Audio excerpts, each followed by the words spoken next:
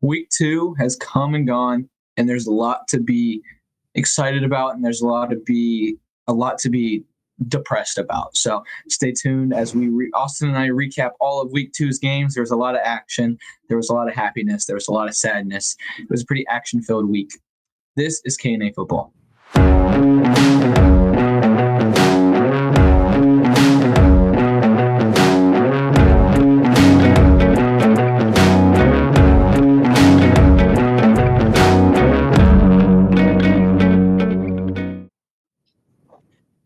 All right, Austin. So before we jump into it, let's just, it's been most of the viewers aren't able to talk to you right now on a regular basis because you're in college. First, let's just get a wellness check on Austin. How's college life, Austin, living right now? Really good. Well, not really good. Hey, Good. that's what we like to hear. We want you to come home. All right, guys, you heard it here. Austin's dropping out. That's not what I said. So far so good. Up until let's see, when was it? Probably up until last night, about 9:45, 10 o'clock ish. Would have said really, really good. And then after about 9:45, 10 o'clock ish last night, it dropped to the lowest of the lows. And it's hovered right there around like okay, but it really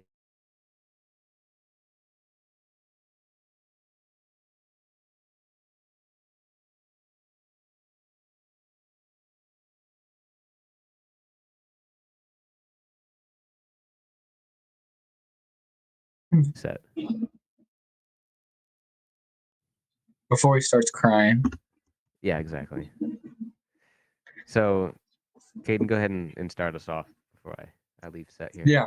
So also before we get into it, we are still working on the audio. So if I still sound so echoey and patchy, I'm sorry. We are working towards it. If for some reason you think you know why I sound like this and you think you know, please let us know because we are trying to figure this out as well because I sound very stupid on this audio right now. But whatever. Let's just jump into this game. So the Thursday night game, the Vikings going against the Eagles. Kirk Cousins had a pretty solid week one. He had a couple turnovers, but turnovers was the story for the Vikings in week one, and it was even more the story for the Vikings in week two. Yeah, it definitely was. I mean, I think there was, I'm checking here, turnovers. The Vikings had 4 fumbles and 4 fumbles lost, which is, you know, ridiculous. Um, and see, yeah, the Eagles also fumbled, but they didn't lose that one. But the Eagles fumble was literally like right in between like some Vikings fumbles. It was kind of wild. There were like 3 fumbles within like 5 minutes of each other. And I was like, this is one of the most wild games I've ever seen in my life. It's just fumble after fumble after fumble here. No one's actually going to get anything done. But like you said, turnovers, fumbles, big, big problem for the Vikings. Um, the Vikings did end up losing this one. Or sorry, yeah, they end up losing 28-34. Relatively large scoring match there. But it was a lot closer than I think some of us anticipated. I think after the Vikings played week one and lost to the Buccaneers, we were like, oh, that's really not great. And runner up Super Bowl seconds, Eagles, like they're still good. They're just gonna blow them out of the water. But 34-28 really isn't that bad. And what I find to be fantastic is I'm sure that you guys have seen it on Instagram, whatever, is the projections for Kirk Cousins' season.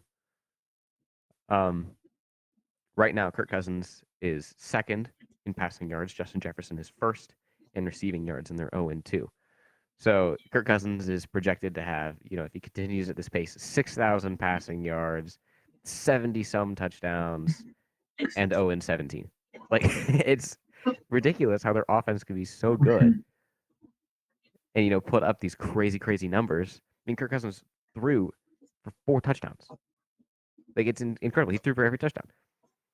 But then also they lose like That is solely on their defense. I think one of the big parts of this game was kind of how disappointing the Eagles also were. I mean, they were hyped up all offseason, obviously coming off the Super Bowl. And then last week, they barely beat the Patriots, who we believe to be a pretty bad team. And then, I mean, for majority of this game, they were struggling against the Vikings, who we don't think are near as good as they were last season. I mean, coming off week 1, they just lost to the Bucks. So the Eagles kind of look like they take a step back right now, but they are 2-0, and that's really all that any coach matters and any fan cares about. But a little something to keep your eye on for the Eagles going forward, because it's a little bit concerning. For sure. I mean, you remember last year we were all like, the Eagles started 8-0, but everyone was like, okay, yeah, the Eagles are 8-0, but they haven't played a real opponent yet, right? And everyone remember that, where they're like, are the Eagles for real? Feel like they might be frauds, right? Sure, they're 8-0, but they haven't really played an opponent. And this year, it's like, okay, yeah, they're 2-0, but are they for real? Because they've barely beaten bad opponents. It's not like they're blowing bad opponents out of the water this year. They're barely beating bad opponents. So it's just a little interesting, the sway back and forth that we're having here between two seasons. Yeah. But yeah, and the next game, that game. Yeah, that was last Thursday. That was almost a week ago. The 1:00 games on Sunday, Packers and Falcons. Kind of a surprising game, I would say. The Falcons won. The Falcons won this game 25-24, and yeah, I mean the Packers were leading this game kind of from start to almost finish. They were up 24-12, I believe, going into the fourth quarter, and then Desmond Ridder had a rushing touchdown. Because shocker, he can't pass; he has to run it, and then Jordan Love had a couple of really bad plays. Jordan Love really looked like a quarterback who's never started before, which is kind of what we expect him to look like. He had a QB sneak where he was literally just like falling over before he got the snap. It was like it was tough to watch. Falcons get the ball, and what they do, just run. They win this game then off of a Young Wei Koo field goal or whatever. But what's very concerning for me as a Panthers fan is this Falcons team is very, very good at running the football, and they can't pass for anything. Desmond Ridder is a terrible quarterback, and I'll stand by that. I don't care that they're 2-0. I don't care if they win next week. He's a terrible quarterback. But they're 2-0 right now because they just run. They got Bijan. He looks unstoppable. And Tyler Algier still looks amazing. They got I think, the best running back duo right now in football. Yeah, totally agree with that. I think the Falcons fans are really happy, not only that they're 2-0, but also to see that another team, went ahead and falconed it. It wasn't the Falcons giving up the lead this time to lose. It was another team. They were the ones coming back, which I think they're definitely excited about that. But like you said, Falcons just ran the ball, and that's really all they did. Bijan Robinson rushed for 124 yards. Pretty good day on less than 20 carries. The team as a whole rushed for 211 yards. Really good day on the ground, guys. Like, not too shabby. But Desmond Ridder went 19 for 32. Not the greatest of passing percentages, but it did go for 237 yards, which isn't the worst in comparison with Jordan Love, who barely broke 100. So, yeah, Desmond Ridder might not be the greatest quarterback in the world, but like we say all the time, it doesn't really matter, because as long as you keep getting wins, it doesn't really matter how you get them. Sure, it might not be a long-term solution, but for now, as long as the wins keep stacking up, that's what matters. Absolutely. And the Packers fall 1-1, but every other team in the division is 1-1 or 0-2. So the NFC North, not with any undefeated teams. So the Packers, obviously, no teams out of it, but Packers, they can take a loss here or there, I guess, right now. But the next game was kind of a blowout, one of the bigger blowouts of the week. The Bills and the Raiders. The Bills coming off their pretty ugly loss last week against the Jets, and the Raiders coming off their kind of shocking win against the Broncos last week, and then the scripts for both teams kind of just flipped. Yeah, absolutely. Really, really not too much to talk about here. I mean, Not a very productive day for the Raiders whatsoever. Jimmy Garoppolo threw for less than 200 yards. He had 2 interceptions. Um, they had 55 yards rushing. Like that's abysmal. Um, Mhm. and then obviously the Bills put up 38 points, which like, and Josh Allen turned the ball over 0 times. So that's really kind of what you're looking for there is like Josh Allen, hey, just don't turn the ball over, and we can score, 38 points all the time. Very unfortunate though that Stephon Diggs only had 66 yards. Would have been a little more helpful for those of us who have him in fantasy, but no matter. Bills won by an absolute landslide, and I think that's a little bit more of what we were thinking the Bills were going to look like, and a little bit more of what we thought the Raiders were going to look like. Mhm. Yeah, nothing too shocking about this game. Kind of what we expect Yeah, from no. both teams there. And the next game was a good game, a game that I was a little excited about because I correctly predicted this game, and you did not. I did not. Ravens and Bengals. Ravens improved to 2-0, and the Bengals fall to 0-2. Ravens won 27 to 24, and the Bengals are now 0-2. Yeah. As a Browns fan, very, very happy to see the Bengals fall to 0-2. Very exciting. Now, what people love to remind us of is that the Bengals started 0-2 last year as well. They do like to remind you that. So they love to remind us of that.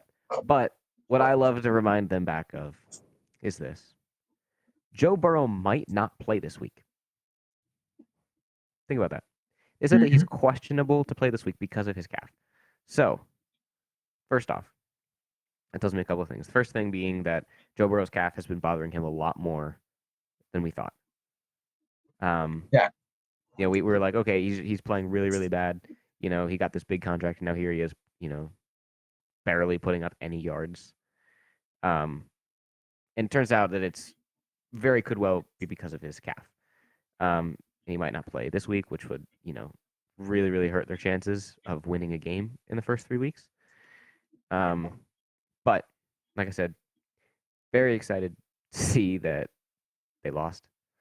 And somehow, some way, the Ravens continue to win despite the fact that they continue to get injured. Odell Beckham Jr. left the game early with an ankle injury, to which they said, "Oh, we don't have Odell anymore? Well, it's a good thing we drafted Zay Flowers." And then he went ahead and just torched the Bengals secondary. So, Ravens, even though they keep getting injured, keep winning. So, they can keep doing that. It's a problem for us as Browns fans, but for them, totally works out. Totally keep doing that. As long as the wins keep stacking up, that's what matters. Mm-hmm. Yeah, the Ravens look pretty good right now. Zay Flowers is looking like a great steal of a rookie draft pick. He's looking great. Mm-hmm. Lamar looked better this week. Mark Andrews came back. The Ravens moved to 2-0. And yeah, like you said, Joe Burrow might not play this week.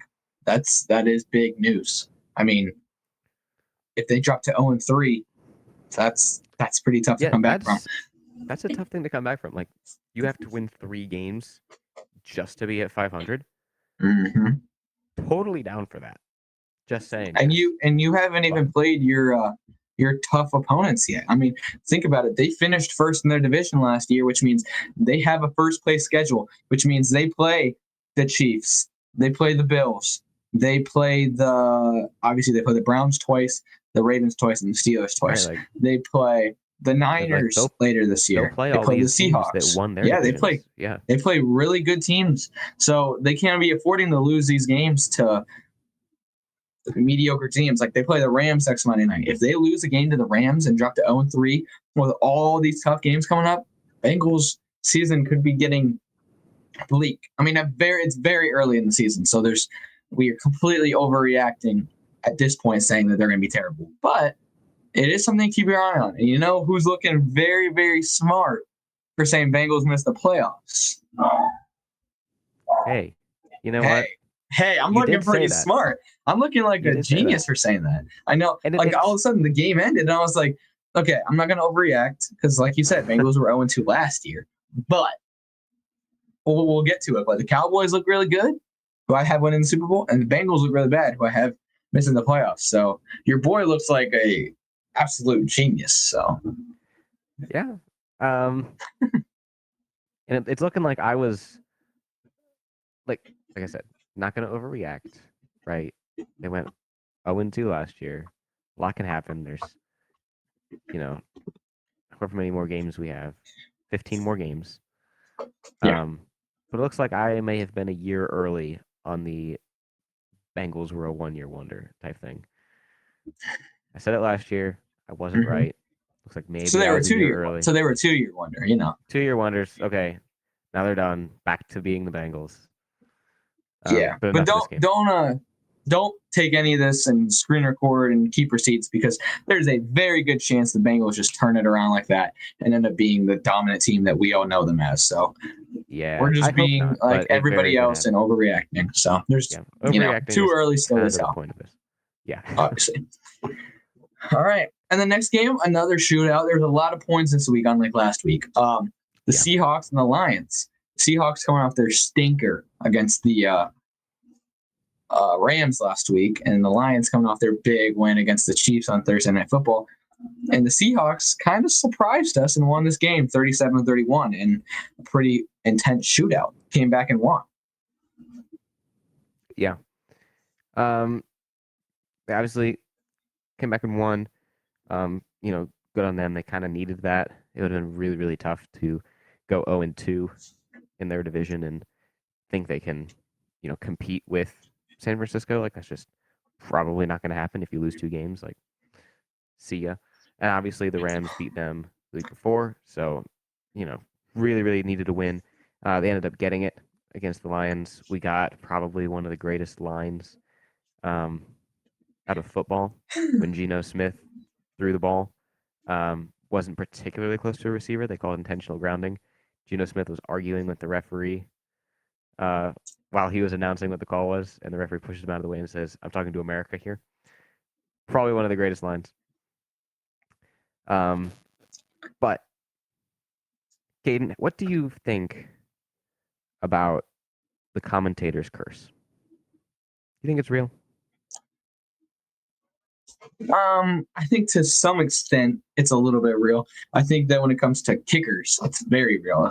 If a kicker goes up to make a kick and the announcer goes like, "Oh, this guy never misses," or "He's gone this many kicks without a miss," he's guaranteed to miss. But what do you mean? I mean that before this game happened, it was probably Friday.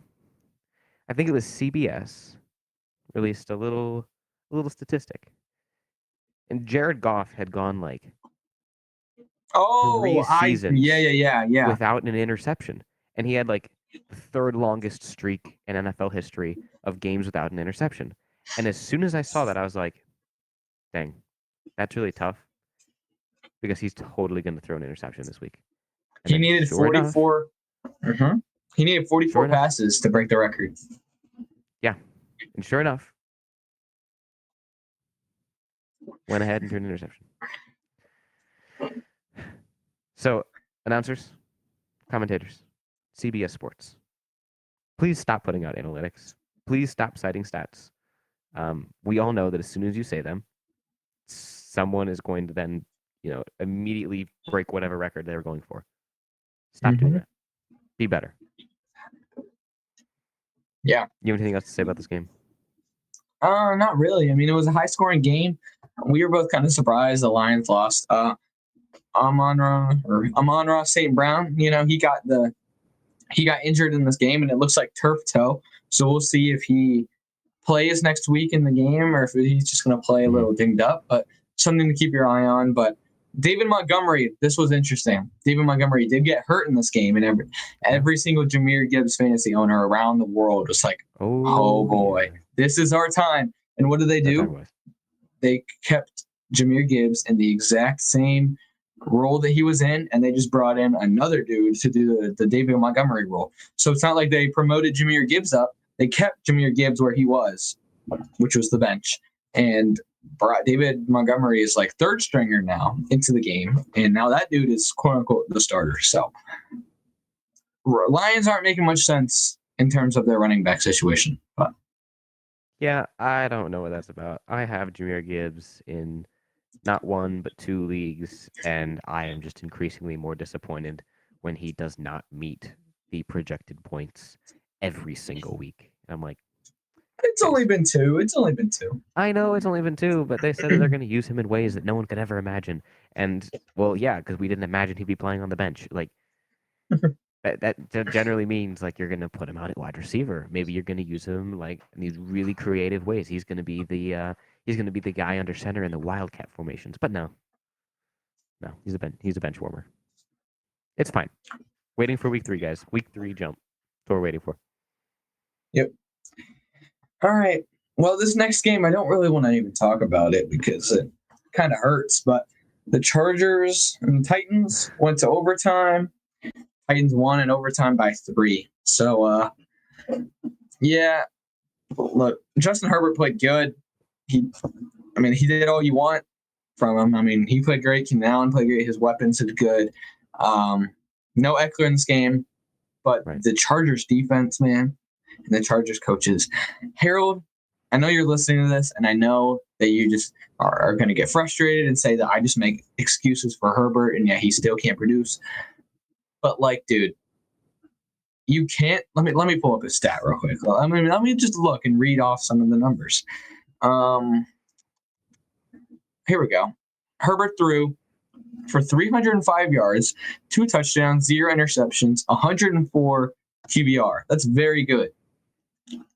Like, that's all you can ask for. I mean, he didn't turn the ball over. He didn't make mistakes.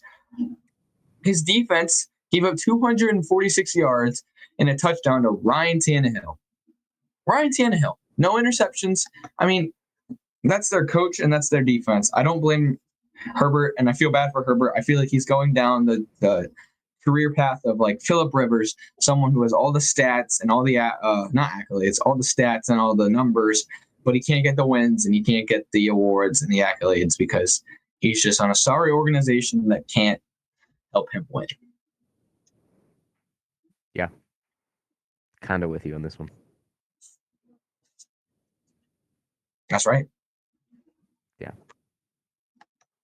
That's all you got to say? No, that's all I got, man. I'm with you on this one. Look, I really feel for teams that have the players, but the coaches or one side of the ball just can't really get it done. I mean, like I said last week, the Chargers have like 90 some points in their last 3 games. I mean, obviously not counting this one. And they're 0-3 in those last 3 games where they put up nearly 100 points. It's like if you put up that many points, you'd expect to win. Why? Because you don't think your opponents are going to score that many. But, it's just their defense can't get the job done. And we said it last year. Brandon Staley, their head coach, is just really not good. He makes really poor decisions all the time. And coaching means so much in the NFL that, like, if you have a bad coach, you're going to lose games. And we don't really think that highly of Ryan Tannehill. But if he passes for almost 300 yards on your defense, you're probably not going to win. DeAndre Hopkins wasn't even a big factor in this game. He caught for less than 50 yards. Just the fact that you just let him destroy you when your offense was able to put up over 300 yards in the air. Yeah. Anyway, enough of that game. What do we have up next? What we got next is the Bucks, and the Bears in Austin. I'm not going to say it, so you're going to have to say it. I said it last episode, and now I think it's confirmed. So go ahead and say it. I'm actually not going to say it. That is terrible. That is a joke if you're actually not going to say that. No, I don't know. I don't know what you're going to say. Let me defend myself first. Okay. No. Justin Fields might not be that guy. Okay. But Caden, I'm going to ask you a question. Uh-huh. What is Fields' strength? His strength is running. Okay. How many designed run plays did the Bears call this week? They called 2. Yeah. Like, how are you going to take the strength of your quarterback and then call 2 plays that play to his strengths? Yeah. Like Uh, you need to yeah. you need to recognize as an organization. Like, sure, he might not be the best passer. We all get that at He, this point. he is Okay. not the best passer. That is a Okay. proven fact. Unfortunately, Lamar Jackson was also not a good passer when he came into the league. Okay. But the Ravens were like, okay, we'll play to your strengths. We will run the ball. We'll have designed runs for you. We'll run the ball all the time if that's what we need. And we'll win the game that way. Why? Because you're a really athletic quarterback who can run. The Bears, on the other hand, are like, okay, we get that you can't throw. So instead, we're going to call 8 zillion passing plays. Okay. And then when we need to drive down the field and score to win the game, here's what we're going to do. We're going to call the same screen pass in the same formation 3 times back to back after different penalties. Okay? The Buccaneers won this game because when the Bears needed to drive down the field and score, they got picked off, inside their own 10-yard line for a pick six. Okay? The 2 plays before that, it was the exact same screen pass in the exact same formation. Everyone in the world knew exactly what that play was going to be because they did it twice before. Okay? Yeah, Justin Fields might not be that great, but this is 1000% on the coaching staff of the Bears, on their offensive coordinator, and I mean, on their defensive coordinator too. Like, it's Baker Mayfield, guys. Sure, he's playing with that chip on his shoulder, but come on, throw some different it's only a matter coverages of at time him, before the okay? cycle switches. Before the cycle, like, hey, this could have been your time to switch the cycle. Like, this is, like, I'll say it again. Justin Fields, he's not a great passer, okay? With some coaching, could he be? Probably. But you're not giving your team many chances here when you're calling 2 design run plays for your quarterback with a guy who his strength is running, and you know his strength is not passing, and you're just going to call all these passing plays, and he's just going to do bad. Yeah. That's on the offensive coordinator. I totally understand what you're saying there, but did you see the like multiple times in the game where he held on to the ball, man, for like 5 seconds? Like, you can't do that. And there was plays where there's wide open receivers downfield, and he just stand in the pocket and so long and eventually take a sack. Like, he's got to learn to throw the ball. You can't hold the ball Yeah. for 10 seconds in the NFL, and that is on Justin Fields. That's not on coaching. He had wide open guys. Yeah, I get that, but like coaches all the time, if their quarterback, I mean, trust me, I know firsthand. Baker Mayfield, was he had some that guy games in Cleveland, but he also had some not that guy games in Cleveland. And what we would do all the time is if Baker Mayfield was having a not that guy game, and now his confidence is shot, and he just continues to make worse decisions because sure, the guy's open downfield, but you've been picked off twice already. Do you really want to test that? Not really. You don't want a third pick. Okay, so you call some short passes. You call some runs. You get him back in the groove a little bit. So I understand him not making those throws when you've been playing poor all game. Okay, I don't want to take a shot for 30 yards because, I've already been picked off by linebackers in this game. You don't want to do that. So I get what you're saying, but at the same time, Justin Fields is a young guy. He doesn't get to do the Peyton Manning. He doesn't get to do the Tom Brady where if he doesn't like the play, he just switches it because he has that control. He's still young. He's only his, 3rd year in the league? So, sure, he's not that guy. Are the Bears going to ride him forever? Probably not. Okay, if the Bears get the first overall pick, will they probably take Caleb Williams? Probably. And will Caleb Williams go to the Bears? Honestly, probably. Yeah. But I mean, yeah, I'm gonna support. I don't think it's time to write Justin Fields off quite yet. Yeah, I mean, I'm obviously the biggest Justin Fields supporter. I mean, I'm gonna root for him until the day I die. But until he starts to show that he can not lose by 10 points to the Bucks, it's a little hard to see him as a decent quarterback. But he's got time. It's only week 2. Though, Caden, yes, okay, I know the Baker Mayfield cycle. 26 for 34. He's not yards. Stop. Okay. Stop talking. All Stop I'm talking. Saying, he's not that. Saying is the he's numbers. The numbers are no. I understand the cycle. I understand that we're probably reaching the end of the good, the good arc of Baker Mayfield, and we're probably getting into the play like trash side. I also like to call this the Ryan Fitzpatrick effect. But that's all I'm saying, man. Playing good. And I'm a Baker Mayfield supporter, okay? I like rooting for the guy. I like him a lot. I know that you don't, but I am excited to see him play well. I'm rooting for his downfall, and I'll say that, right? I'll I say know that loud you. and I know proud. you would be. All he needs is, the Fitz beard, and then he's got some of that Fitz magic in him. All right, next game. What do we Whatever. got next? Spent a lot of time on that game. I know. This game was very boring. A game expected to have a lot of points and a lot of action. The Chiefs and the Jags. Chiefs won 17-9. Yeah. It was a little bit disappointing. The Yeah. Chiefs, the Chiefs defense kind of held the Jags in check, and the Jags defense kind of held the Chiefs in check. Kadarius Toney didn't drop many passes. Neither did this guy Moore. The Chiefs were receivers didn't. I mean, they weren't good. I mean, wrong, but they were not as bad as they were last Thursday night. Kelsey was back, caught a touchdown, and that's about all he did.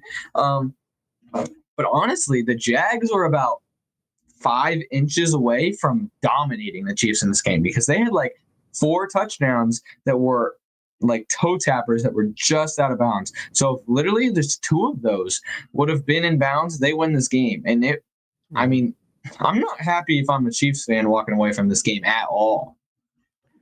No, I'm not happy if I'm a Chiefs fan, like in general. I'm not just walking away from this game, but obviously you lost to the Lions the week before. Yeah, you won this week, but like you're not happy about it. Like it's like I don't want to say it's concerning because it is the Chiefs, but like normally the Chiefs are the Chiefs. Like sure they won, but it really feels like they're a very beatable team, which is normally not really the case with the Chiefs. You know what I'm saying? Yeah. And they just restructured Patrick Mahomes' contract just a couple days ago to kind of front load most of that money into the next 4 years, which I get, smart move. I mean, you have some of your guys under contract for the next couple of years, so definitely a smart move to move Patrick Mahomes' money to the front here, so that way, when you don't have most of these guys under contract, you can either sign them again or sign new guys with the money you moved around. But like maybe it wasn't such a good idea because now you don't really have the money to go sign a new guy or trade for a guy. I mean, that's kind of been the Chiefs' thing if you think about it. Like, play kind of okay about mid-season, trade for a receiver, pick up a receiver somewhere, and then he's your guy. Kadarius Toney happened last year. I don't know. I don't really know what to think of the Chiefs right now. I mean, sure, you have Patrick Mahomes, and like, can't write him off. I get that, but barely beat the Jags, and you lost the Lions. Yeah. I mean, you want to know why Mahomes is struggling this year? I can tell you right now why. Tell me.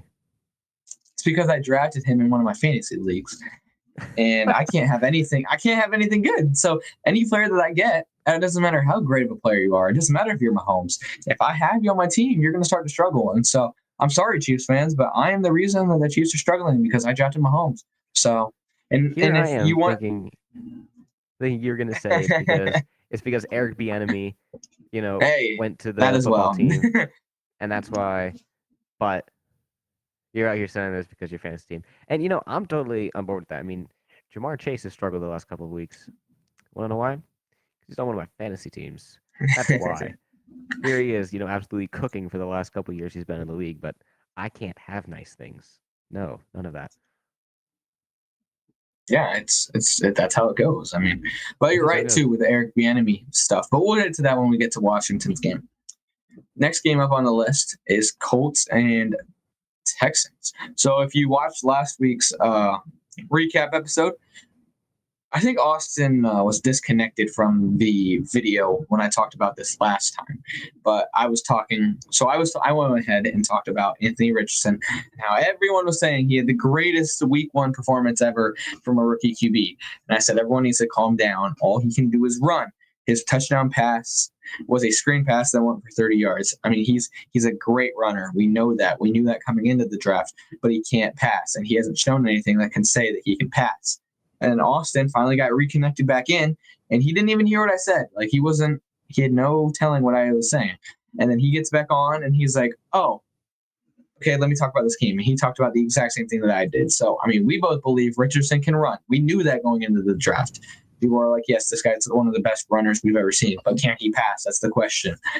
And early into this game, it looked like, yeah, he can run. We know that. He's a great runner. First drive, led him all the way down the field, runs it in for like a 20-yard rushing touchdown. Colts take a 7-0 lead. Then they get a fumble, I believe, on CJ Stroud. A couple plays later, run it in with Richardson again. 2 rushing touchdowns like 5 minutes into the game. Richardson looks amazing. Again, rushing the ball. And then all of a sudden, Minshew comes out for the Colts, and everyone's like, what is going on here? And, oh, shocker, when you run it a million times a game, you get hurt. What happened at the end of week 1? He got hurt. What happened in the first quarter of this game? He got a concussion. So Anthony Richardson, yes, he can run. That is great. He can do great running the ball. He can't pass. And since he can't pass and he just runs, that leads to hits and that leads to injuries. He's going to have a shortened career if he can't learn to pass the ball because all he can do is run, and that's getting him hit so many times. And I can't stress enough how bad that is for him and for the Colts because he's not going to have a long career. In 2 games, he's been hurt 2 times. He didn't play in this game because he was hurt early in the game. I mean, that's all. Sorry, that was my little rant. That's all, guys. I don't believe he's that great. Yeah, no, I'm with you. I mean, he only attempted 10 passes. He completed 6 of them. I feel like, and look, we've said it before. I really like Gardner Minshew. You like Gardner Minshew. I feel like the Colts might be better suited with having Gardner Minshew as their guy. He's your quarterback. And then you bring in Anthony Richardson maybe a couple times a drive, kind of like the Saints use Taysom Hill, where it's like, okay, this guy has experience passing the ball. This guy can also run. This guy is physical. So you bring him in on a couple of things where it's like, oh, now we don't really know what's happening. But Gardner Minshew is your guy. I feel like that might better suit them because Anthony Richardson really isn't that great at passing, like we said before he was drafted, like we said after he was drafted. And like you said, 2 games, 2 injuries that bring him out of the game early. Like, that's not great, guys. He's not going to have a long career. Like, it'd be a miracle if he made it to the end of the season at this rate. Okay? Like, you have to come up with something else here. He's not that guy. Maybe with enough coaching and enough time, he can be, but for now, not really.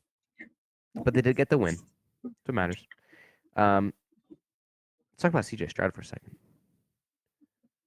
He had almost 400 yards passing. To be fair, a lot of them did come in garbage time when the game was already over. It's true. But still, 384 yards passing. Not too shabby. Okay, guys? Yeah, he played really good. Like, he played well this game. Has some things to work on. But that is the highest number of yards for an Ohio State quarterback in the NFL. So Ever. So, look, guys, Ohio State isn't known for their quarterbacks. We're known for our receivers, we're known for our cornerbacks, and we're known for our defensive edges. Quarterbacks really isn't that high on the list. So, this is a win for Buckeyes fans. Yeah. All right, what game we have next? So up next, the first of the 4:00 games, a game that makes me and you look a little dumb. The Niners and the Rams. The Niners won this game, extend their winning streak against the Rams, and they won this one 30-23. A lot closer than a lot of us expected. We said Niners by 1 million, and they did not win by 1 million. They won by 7. The Rams. Okay. Look, we said the Rams are going to be one of the worst teams in the league. They still might be for all we know. But they look really, really good these first 2 weeks. They beat the Seahawks, and the Seahawks proved this week that they're not a bad team. And the Niners, we know the Niners are good. We know that they're one of the Super Bowl favorites. And they just competed toe-to-toe with them for 3/4 of this game. What really hurts us, what really makes us look dumb, is first of all, shout out to Austin, okay? He's taking his time out of his busy college days and cranking out these W reels, right? I mean, you can't even tell a difference between Ebby. Wow. He's been gone for like a month, and I called him Ebby. Wow. Oh, wow. Sorry, Debbie, if you're listening to this. It's right up there with Debbie's editing. You can't even tell if it's Debbie's reels or if it's Austin reels. I mean, they're that similar. They're that good. So great Oh job, yeah, Austin. for sure But is. he made a reel out of something that we said in the last episode, which was in week 1, Puka Nakua, their rookie wide receiver, showed out. He was phenomenal. And everyone picked him up in fantasy as one would when he has a game like that.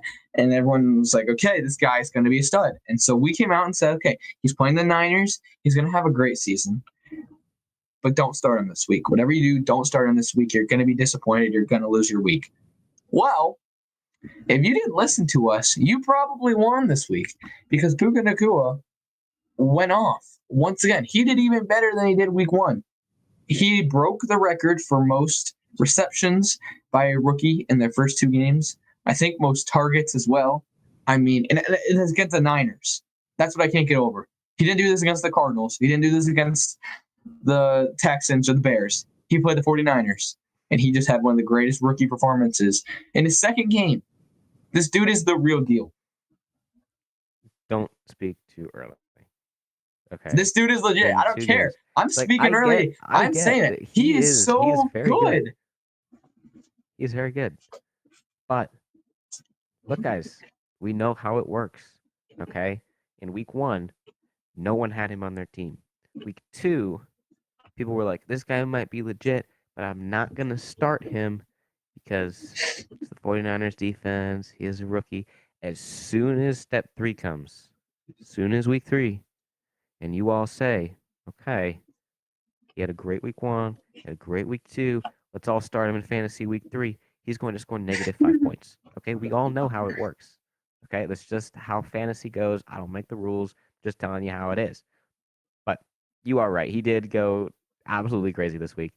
I don't know what it is with the Rams and turning out elite wide receivers. It's like, oh, no Cup, no problem. Puka Nakua. Like, this guy came out of the actual woodwork. I didn't know this guy existed until last week.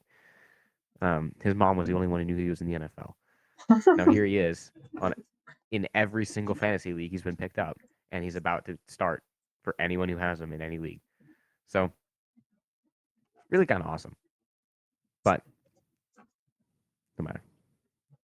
Yeah. Rams barely lost to the 49ers. I don't know what's up with that. I don't think the Rams are that good. I think Puka Nakua is just that good, and Matthew Stafford can just get him the ball.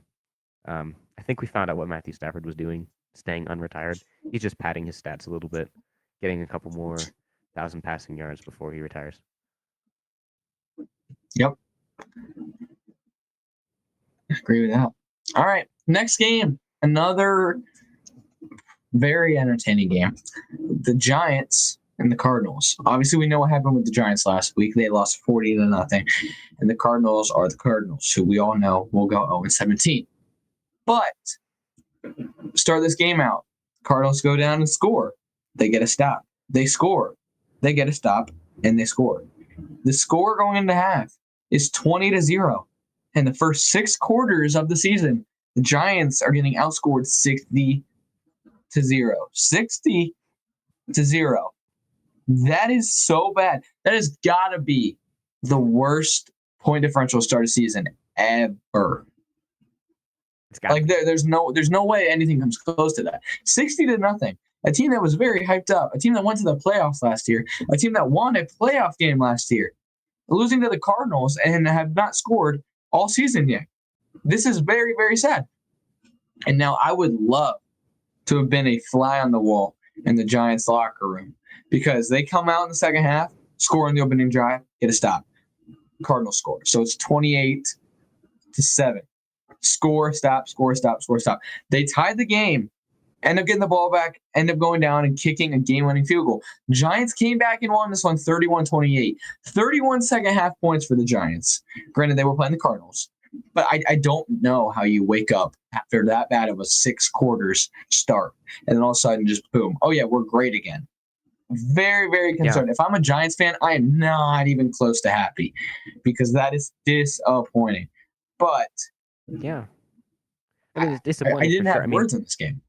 I mean, for sure, like after it wears off, I mean, you make a comeback that big and like, of course, you're exhilarated. But once it wears off, you have to kind of think to yourself, and like I know that I'm thinking this. It's like, okay, here we are, week 2. We kind of got a feel for some of these teams now. Like we know kind of what's up a little bit, but not the Giants. It's like, okay, 31 second half points. Is that going to carry into next week? Or are we going to see the Giants that gave up 40 and then gave up 20 in the first half? Like, is that what we're going to be looking at? I don't know. It's really hard to tell. And like you said, I don't know if I'm particularly happy if I'm a Giants fan. Like, yeah, you won. But and you won against the Cardinals. Like, it would have been embarrassing if you lost to the Cardinals. But you still don't know what's up. Are we bad? I don't know. We paid Daniel Jones all this money. Do we suck? And now Saquon Barkley won't be playing for 2, 3, maybe even more weeks. Mm-hmm. And they got a big game this Thursday night. They play the Niners. I believe that game is going to be a massacre. Yeah. But totally with you on that. Yeah, Cardinals. The tank is still going. I also believe part of this was the Cardinals were up, they were hype, and the Cardinals GM or coach called them at halftime. I was like, "What are you guys doing? It's only week 2, and you're already putting us out of the Caleb Williams sweepstakes. What is happening? This is not the plan." And so they made sure that they lost that game. So shout out the Cardinals for continuing to guys. suck. Yeah. Mm-hmm. All right. Next game, Jets and Cowboys. Now the Cowboys once again dominated 30-10. Zach Wilson threw 3 interceptions. Cowboys defense continues to be one of the best defenses I've ever seen, and I'll stand by that.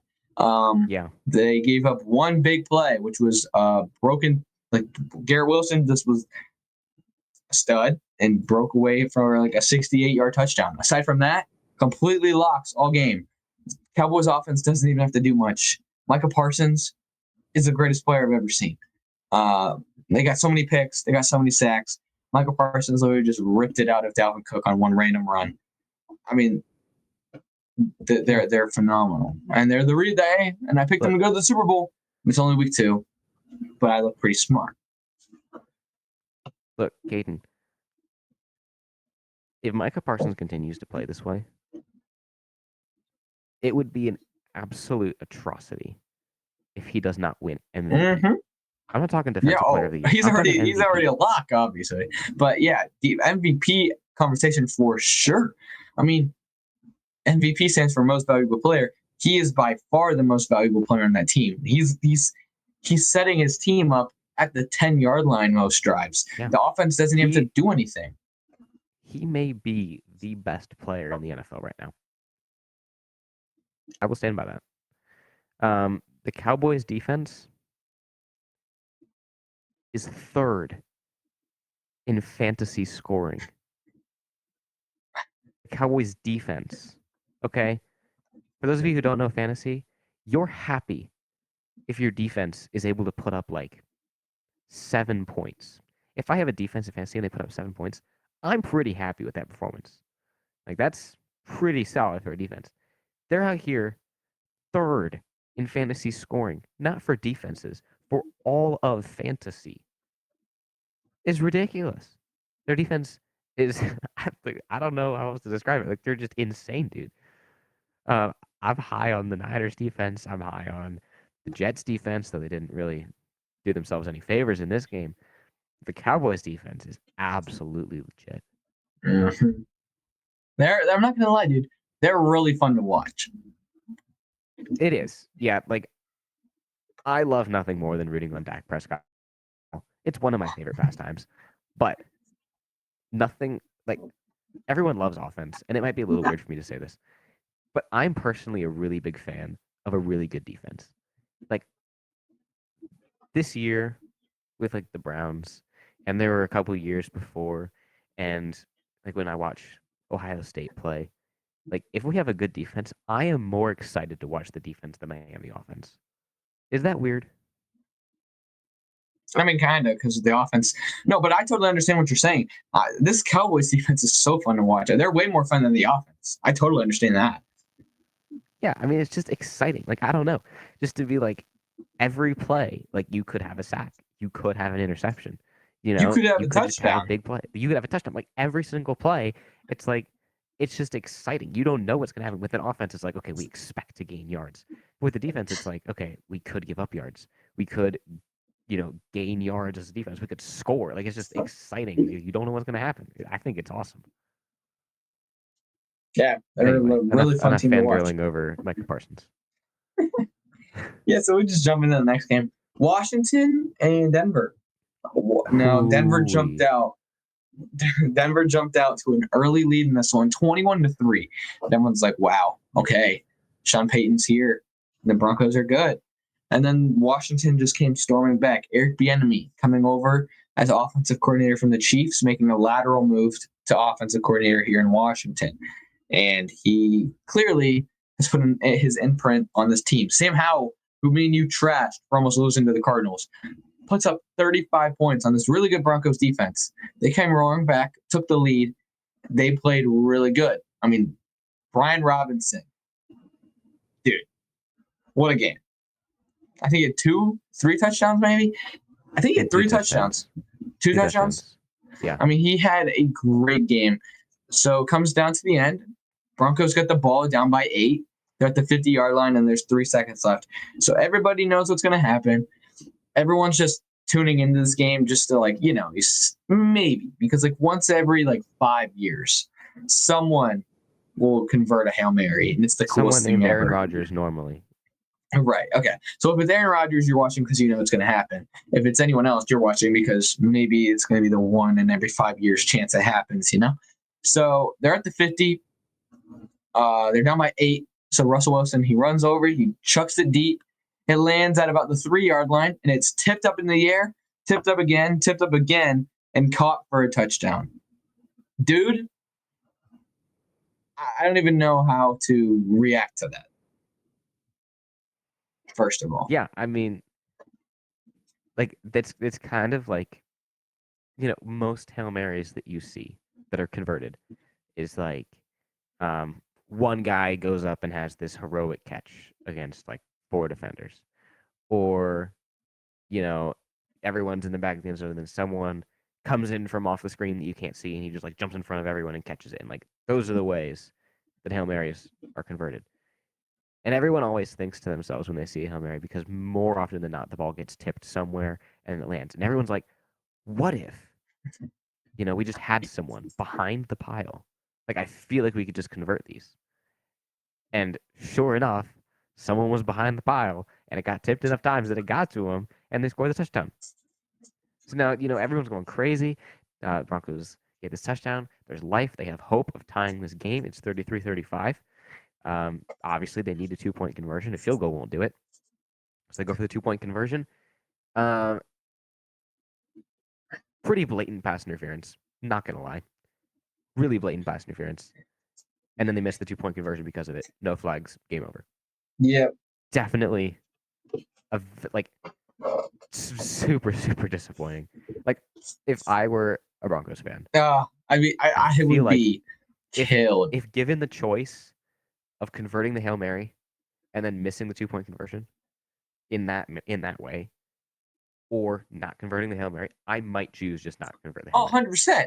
Because then there's just not hope then. It's there was already no hope that you were going to get it when you threw it up in the air, and then it just falls harmlessly to the ground. It's so close. But, whatever.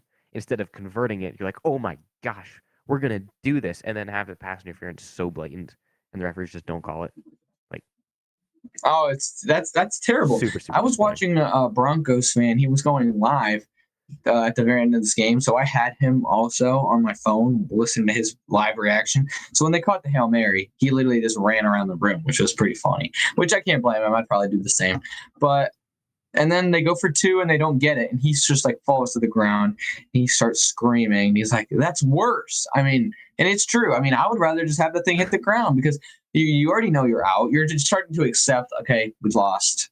Sucks. And then you see that and you're like, right, oh my goodness, we have a chance. And then you're happy again, and then you got to go through the whole thing of starting to accept it again. And that's just the worst way to lose. So I'm so sorry, Broncos fans.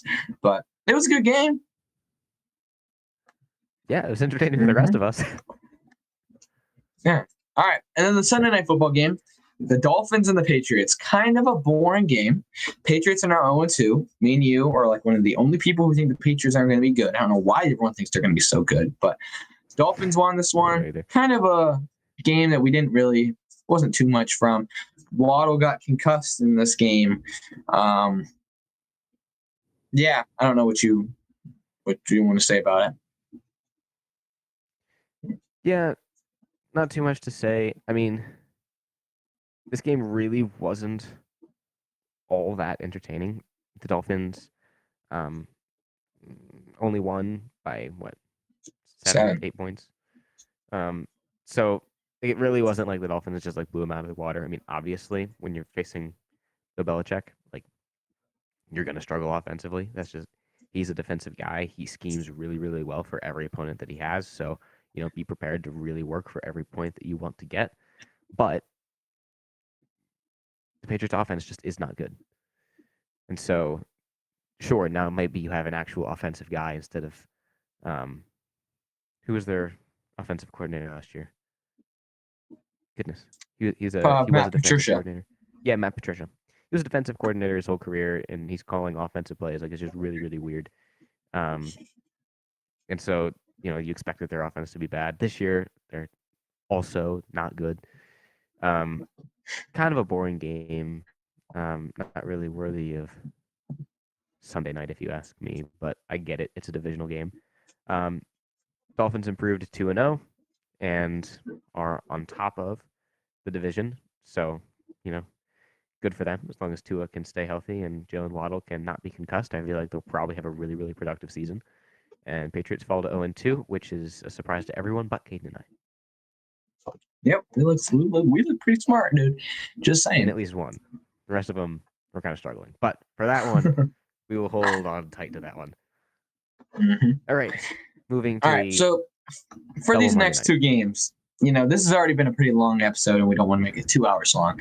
I know I could talk about this for another 2 hours, just this game. And I'm pretty sure Austin could talk about that game for another 2 hours. So we're going to shorten it down. We're going to spend a short amount of time, not very long. I'm going to quickly talk about the Panthers game. He's going to quickly talk about the Browns game. And then we'll send you guys off, and then we'll see you guys back here on, probably Thursday for the pick'ems. But, so the Panthers game, look, man, it was very, very hard to watch. That's all I'm going to say. I mean, the defense, dude, so good. This defense, man, might be the best defense that I've seen the Panthers have in a long time. They are so good. I mean, there's only so much what you can do when you're on the field 95% of the time. And when they're on offense, Bryce Young's a rookie. But you know what? It's not even Bryce Young's fault. His receivers are the equivalent of me. I'm a 17-year-old white male with not much athletic ability.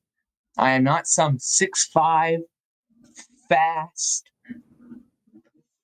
receiver who's been playing receiver my whole life, who is great at running routes and getting open. Okay, I am truly the equivalent of what Bryce Young has to work with. The Panthers lost 20-17. Their offense could not do anything.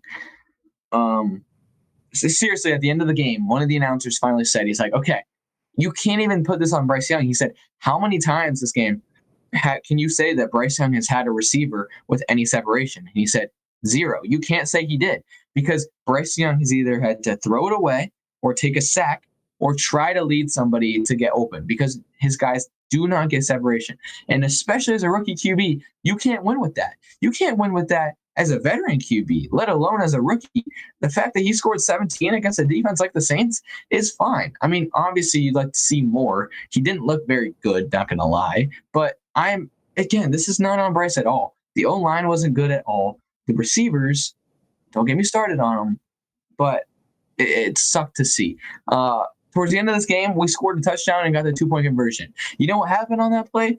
Adam Thielen got the touchdown and the 2. Adam Thielen is a very old, proven vet. He knows what to do in the NFL. You know what happened on the 2-point conversion? You know why we scored? Bryce Young was rolling to the right, and Thielen was standing there. And Bryce Young literally told him. He pointed and said there and pointed where Adam Thielen to go. He told the receiver where to go so that he could throw it to him. If it wasn't for that, wouldn't have gotten it. That just shows a rookie QB should not be telling your like 9 or 10-year veteran receiver where to go. So until we get some proven receivers who can actually go up and catch the ball, we won't win games. I mean, Bryce Young is fine. I'm not worried about him. He's going to have a fine career, but it's going to be a long season, especially if we can't just, pass the ball because our receivers are so bad. And then right after this game ended, I was obviously upset. I flipped the game to the Browns game. And right when I do, I see them throw a deep pass to Amari Cooper, who makes a great toe tap on the sideline. And I'm like, wow, imagine we had a receiver who could do half of that. It would be a miracle. Like T. Higgins, he's going to be a free agent next year.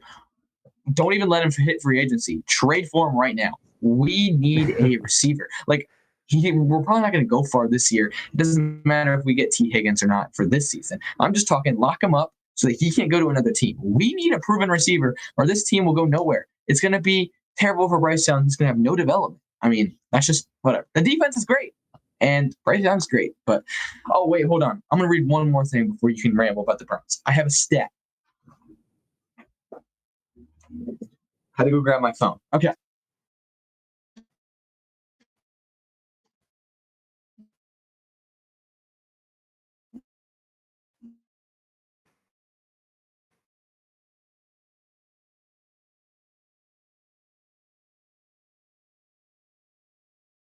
For 133 yards and a touchdown.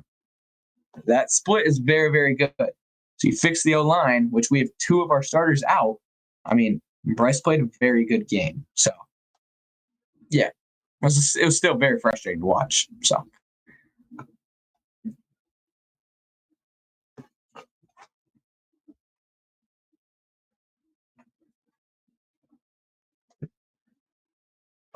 okay, I was just told that Austin disappeared right as he was about to start rambling. I think that means that he wasn't supposed to ramble. So goodbye. No, I'm just kidding.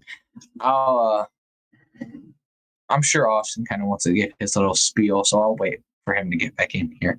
But yeah, the Browns lost this game 22-26. I'm not going to talk about the big news because I'm going to let Austin do that because I'm sure he has something that he wants to say. But first play of the game, Watson threw a pick six. Watson looked pretty bad. He hasn't looked good since he's been traded. He's looking like a big bank robber right now, stealing the Browns. I mean, he's not looking good. The Steelers got back on track, though. They looked pretty decent defensively. Kenny Pickett still's terrible. Yeah, I'm trying not to steal all of Austin's stuff here, but so now the every team in that division is. Never mind. So the Ravens are 2-0. The Browns are 1-1. The Steelers are 1-1, and the Bengals are 0-2, just like everybody expected. So a very interesting start to the season for the NFC North, but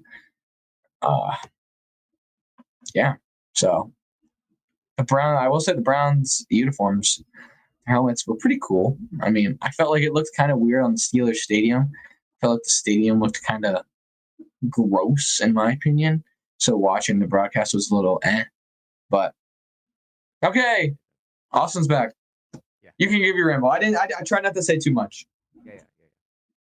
All right. What to say about this game, man? Our defense is incredible. Okay. Get that first and foremost. The Browns defense is awesome.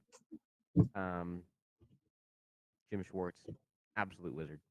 Love that man. Browns lost, but in more ways than just losing the game. Nick Chubb's knee actually blew up. It was like in the really, really close to the end zone. Nick Chubb's already being wrapped up, and Minkah Fitzpatrick comes in, takes an absolute cheap shot at his knee, and it legitimately bends in half.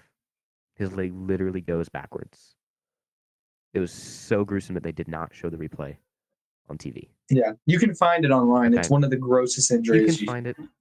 It's so nasty. His career might be done. Let's be real here. Like his season's done for sure. Like he's not playing again in the season. That injury is so bad. He legitimately may never play football again.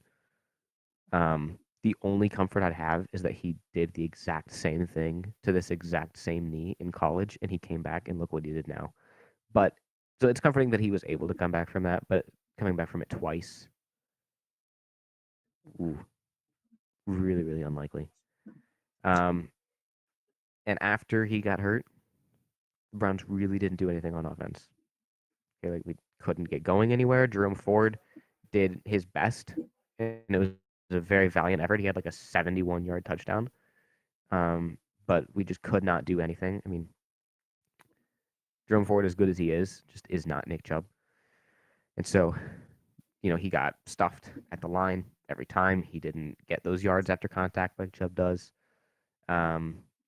So it's like, okay, well, guess we're in the air now. And yeah, Deshaun Watson is not making the throws that he needs. We should be able to have him make the plays, but he keeps trying to play Superman out there. He should just be throwing the ball away when he's under that much pressure. But instead, he decides to try to play Superman and instead takes like a 10-yard loss. And now, okay, we're behind the sticks. Got to try for an extremely long play. It's just ridiculous.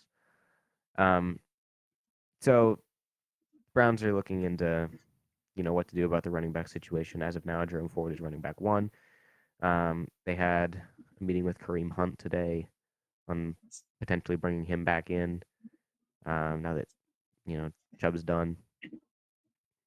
But it's just really, really disappointing because, this was the first year in like a really, really long time that it's like the Browns can be good. And like people were willing to say that. It wasn't like just us Browns fans being like, oh yeah, like we're going to be good this year, we're going to the Super Bowl, but like no one believes it. But like people who weren't Browns fans were like, the Browns could be good this year. Nick Chubb is arguably the best running back in the league. Deshaun Watson just has to have any flash of his former self. Our receiving core is awesome, and our defense is literally like you cannot move on our defense. We have a fantastic defense. I'm excited to watch our defense. But instead, now it's like, okay, I guess if we can fix the running back situation, we're back to where we were. But it's like Nick Chubb is the offense. Let's be real here. Like we moved because of Nick Chubb, and now we're trying to move in spite of not having him. So it's awful. It's just really, really disappointing overall. And it doesn't help that, like the Steelers offense couldn't do anything. Matt Canada is like literally the worst offensive coordinator that the world has ever seen. But it doesn't help that literally everyone on our defense got hurt. Like our number 1 and number 2 corners got hurt in that game as well. Like I don't know what juju the Steelers put on their stadium. They probably put actual juju, like Juju Smith-Schuster, on the stadium or something. But it's just really, really disappointing, man. It's just like, even if we would have won that game, I probably wouldn't have been happy just because Nick Chubb's season is over. His career might be over. It's just overall the worst case scenario. Yeah, it kind of sucks. I mean, Chubb's a fun guy to watch, and he's a good dude from what everybody says. But seeing an injury like that for any player isn't good. But a guy like Chubb is just the worst. So cancel Monday Night Football. That's what I say. In the last 3 Monday Night Footballs, we've had Chubb blowing up his knee, Rodgers destroying his Achilles, and DeMar Hamlin dying. So I don't know what's up with Monday Night Football, guys. Wow. I didn't even think about that. We need to not with Monday Night Football anymore. Okay, let's move it to like Tuesday night. Let's move it to Wednesday night. Any night other than Monday, guys. It's really not going well so far. No, it's not. But we'll see what happens next week. So thankfully for us, it's only going into week 3, so we still got a lot of weeks of football left. But Browns season's looking bleak after what happened. Panther season's looking bleak because of their receivers, but there's still the rest of the NFL that we can watch and be excited about. So thank you for watching this episode of K&A Football. We'll see you guys Thursday for week 3 pick'ems. Thanks for watching. Thanks for watching this episode of K&A Football.